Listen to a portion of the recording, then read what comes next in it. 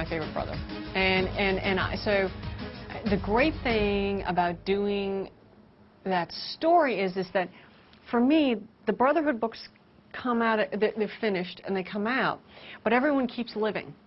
So everything keeps changing in the world and where they're going, and sort of like, you know, they're in a committed relationship, that's the only person they're going to be with. But, you know, every relationship goes through ebbs and flows, and times when you're closer and times when you're further apart. And so it struck me as I'd always known at some point in time that Zsadist was going to try and get his slave bans removed. I just knew this. And I thought, what is, you know, someone who's hardwired as he is, what's going to happen when they have a baby girl? You know, because I think that, you know, for him, he wants to be, he's always wanted to be perfect and pure. You know, that's such a part of him.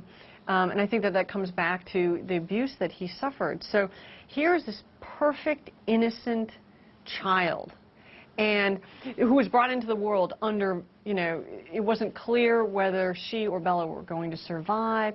And so what does someone who feels intrinsically degraded, what are they going to do when they have this innocent child in their arms? Because the distance between that, the distance between the innocence of Nala and the burden of his experience is so vast that it's going to create a psychological ungluing. There's just no way. It's kind of like when he fell in love with Bella, you know?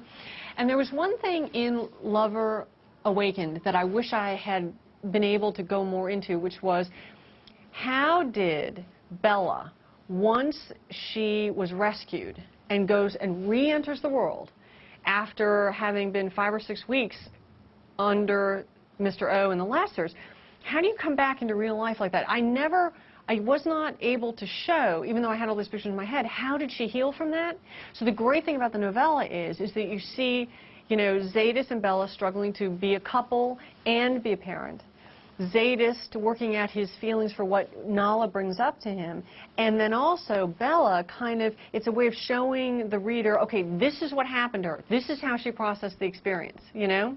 And so I liked it how we were able to cover all that. And then the other thing that I really loved about it was the scene at the end of Lover Awakened when Z is with the trainees in the gym and she walks in with the baby. I love the fact that what I was able to do was show that exact scene through Bella's eyes. And I thought that was just sort of a wonderful way to kind of plug it in.